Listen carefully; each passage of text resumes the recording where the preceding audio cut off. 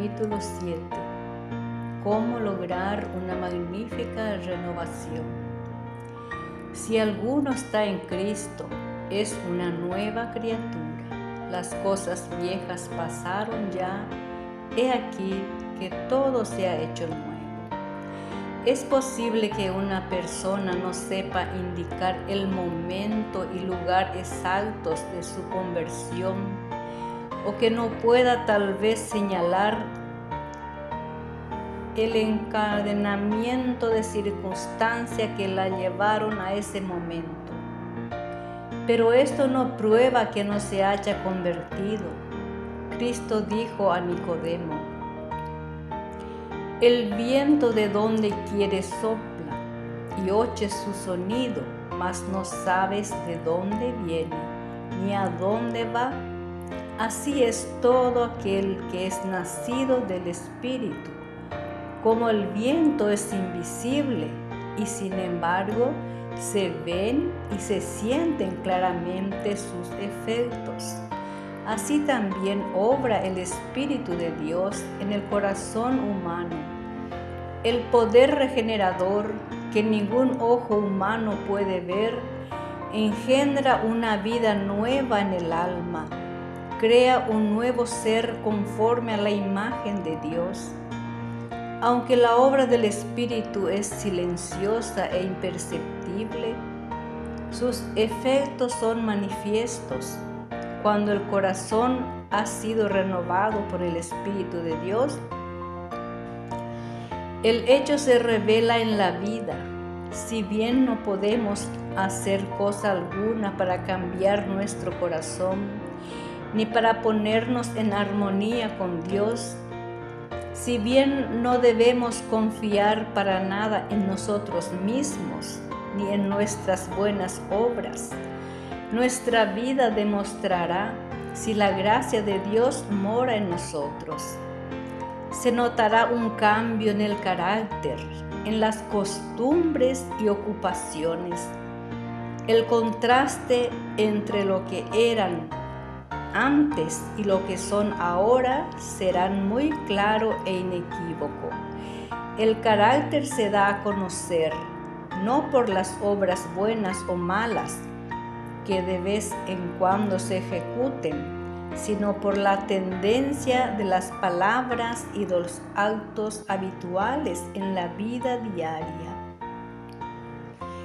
Es cierto que pueda haber una conducta externa correcta sin el poder renovador de Cristo. El amor a la influencia y el deseo de ser estimado por los demás pueden producir una vida bien ordenada. El respeto propio puede impulsarnos a evitar las apariencias del mal. Un corazón egoísta puede realizar actos de generosidad. ¿De qué medio nos valdremos entonces para saber de parte de quién estamos?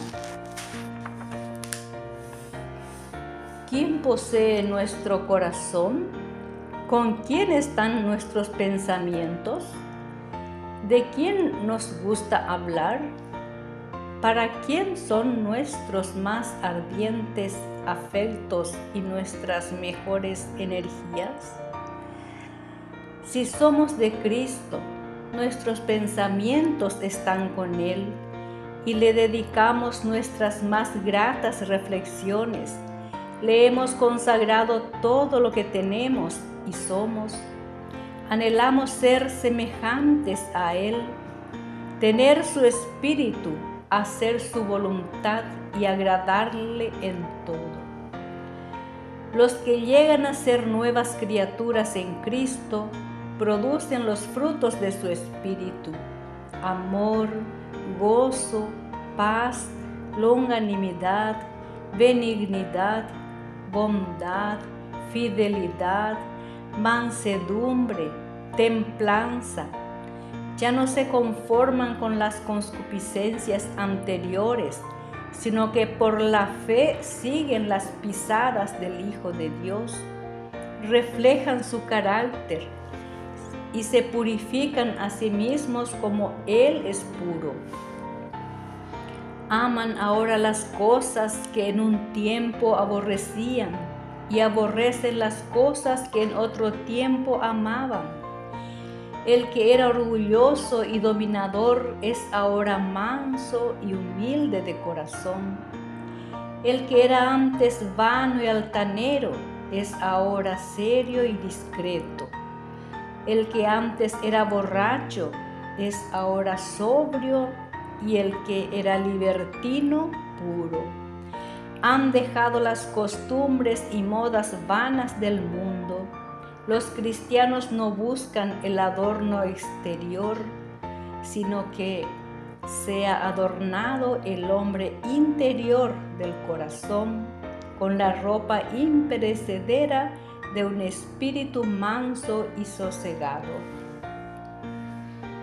No hay evidencia de arrepentimiento verdadero cuando no se produce una reforma en la vida. Si restituye la prenda, devuelve lo que ha robado, confiesa sus pecados y ama a Dios y a su prójimo, el pecador puede estar seguro de que pasó de muerte a vida.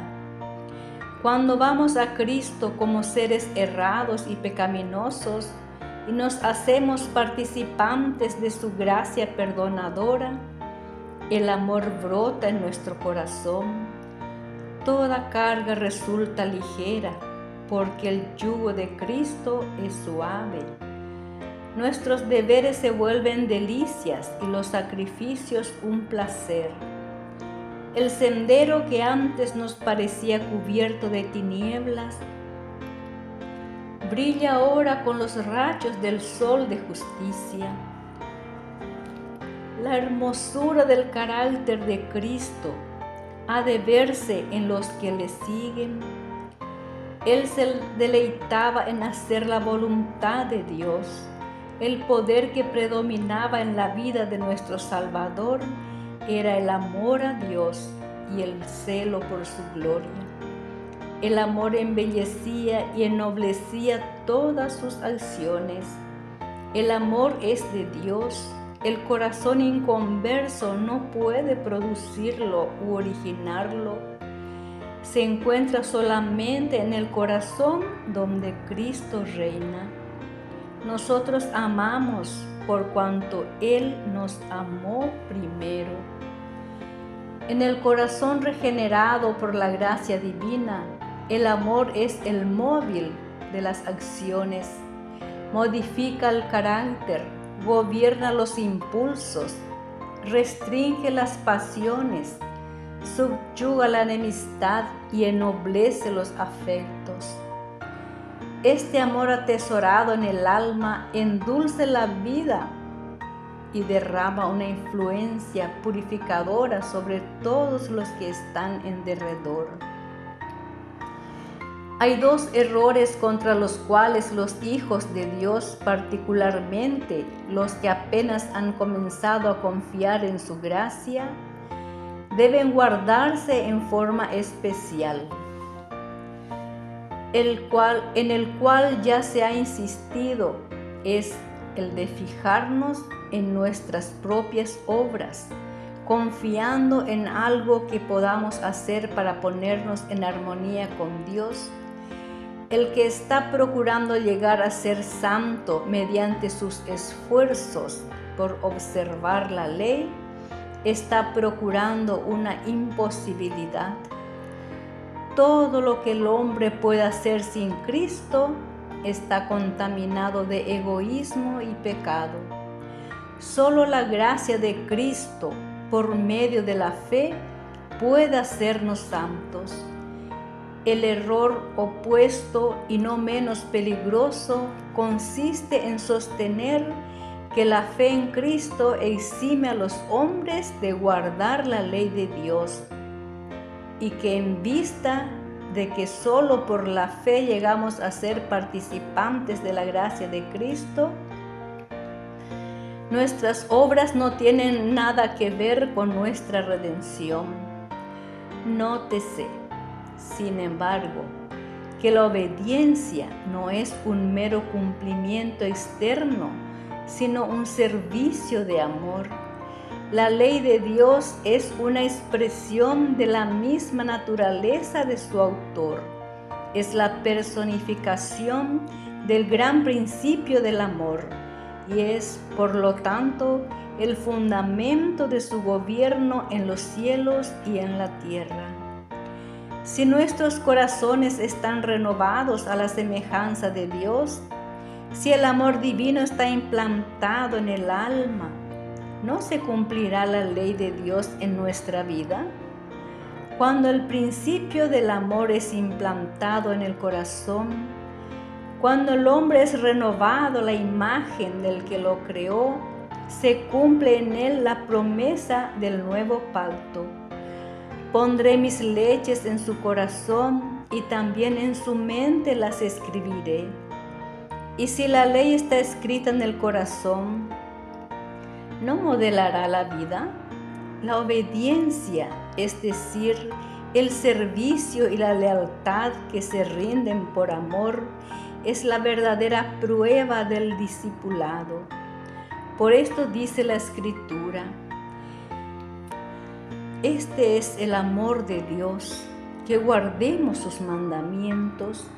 El que dice, yo le conozco, y no guarda sus mandamientos, es mentiroso, y no hay verdad en él. En vez de eximir al hombre de la obediencia, la fe, y solo ella, nos hace participantes de la gracia de Cristo y nos capacita para obedecer. No ganamos la salvación con nuestra obediencia, porque la salvación es el don gratuito de Dios, que se recibe por la fe. Pero la fe, la obediencia es el fruto de la fe. Sabéis que Él fue manifestado para quitar los pecados, y en Él no hay pecado. Todo aquel que mora en Él no peca.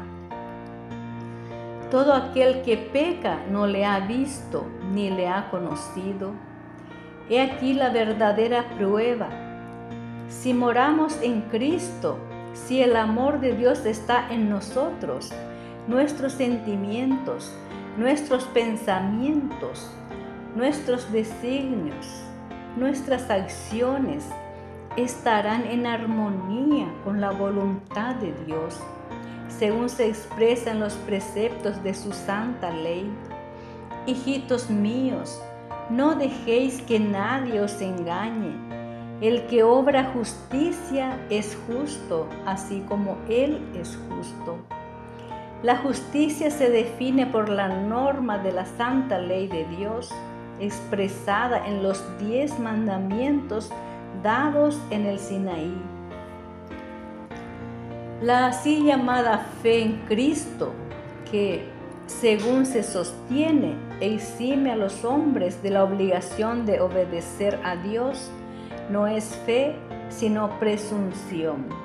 Por gracia sois salvos por medio de la fe, mas la fe, si no tuviere obras, es de suyo muerta. El Señor Jesús dijo de sí mismo antes de venir al mundo: me complazco en hacer tu voluntad, oh Dios mío, y tu ley está en medio de mi corazón. Y cuando estaba por ascender de nuevo al cielo, dijo: yo he guardado los mandamientos de mi Padre y permanezco en su amor. La Escritura afirma: y en esto sabemos que le conocemos a Él, si guardamos sus mandamientos. El que dice que mora en Él, debe también Él mismo andar así como Él anduvo, pues que Cristo también sufrió por vosotros, dejándoos ejemplo para que sigáis en sus pisadas. La condición para alcanzar la vida eterna es ahora exactamente la misma de siempre, tal cual era en el paraíso antes de la caída de nuestros primeros padres. La perfecta obediencia a la ley de Dios la perfecta justicia. Si la vida eterna se conociera con alguna condición inferior a esta, peligraría la felicidad de todo el universo. Se le abriría la puerta al pecado con toda su secuela de dolor y miseria para siempre. Antes que Adán cayese, le era posible desarrollar un carácter justo por la obediencia a la ley de Dios. Mas no lo hizo, y por causa de su caída tenemos una naturaleza pecaminosa y no podemos hacernos justos a nosotros mismos, puesto que somos pecadores y malos. No podemos obedecer perfectamente una ley santa. No tenemos justicia propia con que cumplir lo que la ley de Dios exige.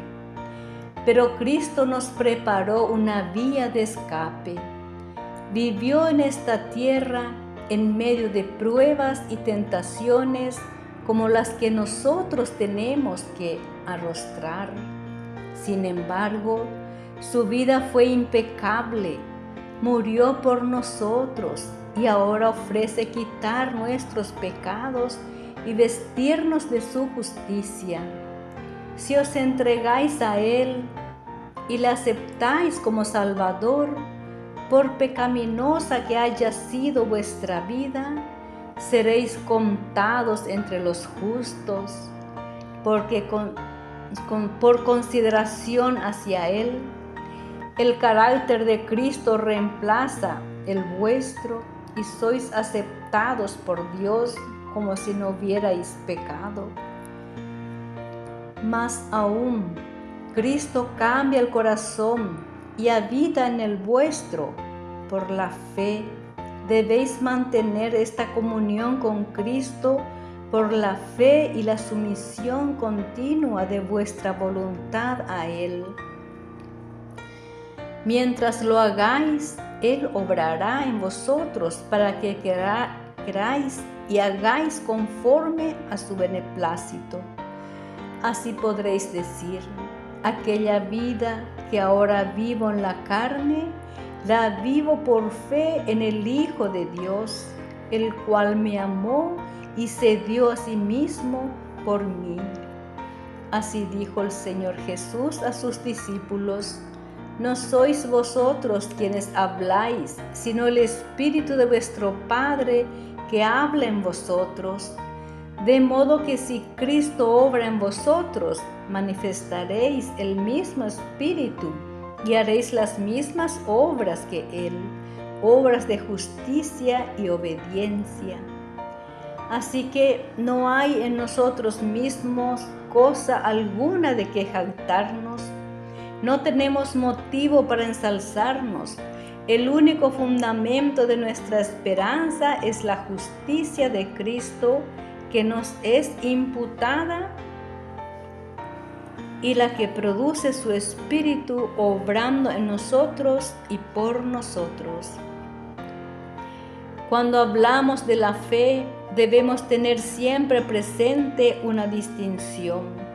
Hay una clase de creencia enteramente distinta de la fe, la existencia y el poder de Dios, la verdad de su palabra, son hechos que aún Satanás y sus huestes no pueden negar en lo íntimo de su corazón.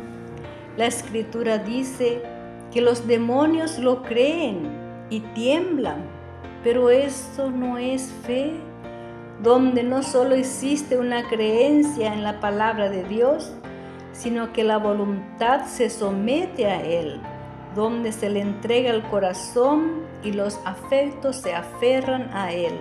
Allí hay fe, una fe que obra por el amor y purifica el alma.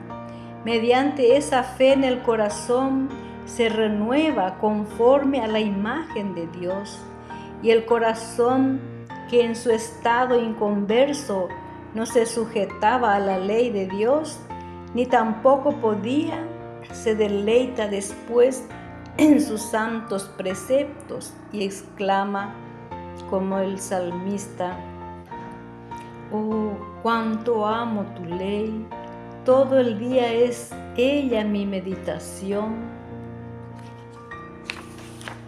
Entonces la justicia de la ley se cumple en nosotros, los que no andamos conforme a la carne, mas conforme al Espíritu. Hay personas que han conocido el amor perdonador de Cristo y desean realmente ser hijos de Dios, pero reconocen que su carácter es imperfecto y su vida defectuosa, y propenden a dudar de si sus corazones han sido regenerados por el Espíritu Santo. A los tales quiero decirles que no cedan a la desesperación.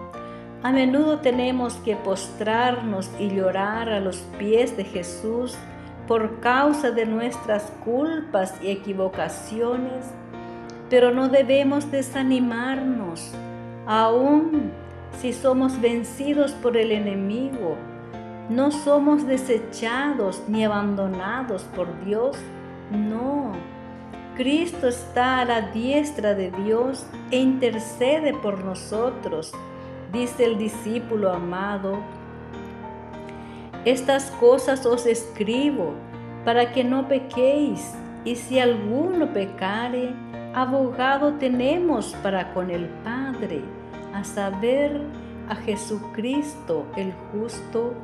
Y no olvidéis las palabras de Cristo, porque el Padre mismo os ama. Él desea reconciliaros con Él, quiere ver su pureza y santidad reflejadas en vosotros. Y si tan solo estáis dispuestos a entregaros a Él, el que comenzó en vosotros la buena obra, la perfeccionará hasta el día de nuestro Señor Jesucristo. Orad con más fervor, creed más implícitamente.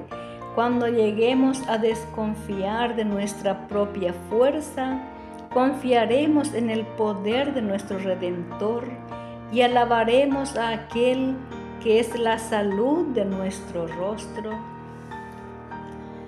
Cuanto más cerca estéis de Jesús, más imperfectos reconoceréis, porque veréis tanto más claramente vuestros defectos a la luz del contraste de su perfecta naturaleza.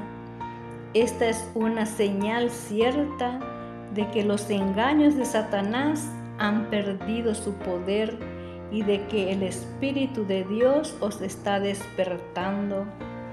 No puede existir amor profundo hacia el Señor Jesús en el corazón que no comprende su propia perversidad.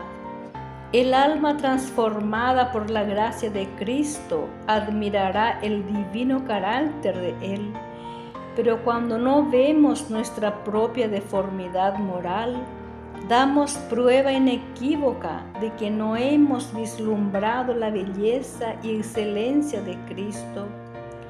Mientras menos cosas digas de estima veamos en nosotros, más encontraremos que apreciar en la pureza y santidad infinitas de nuestro Salvador. Una percepción de nuestra pecaminosidad nos impulsa hacia aquel que puede perdonarnos, y cuando comprendiendo nuestro desamparo nos esforzaremos por seguir a Cristo, Él se nos revelará con poder cuando más nos impulse hacia Él y hacia la palabra de Dios el sentimiento de nuestra necesidad.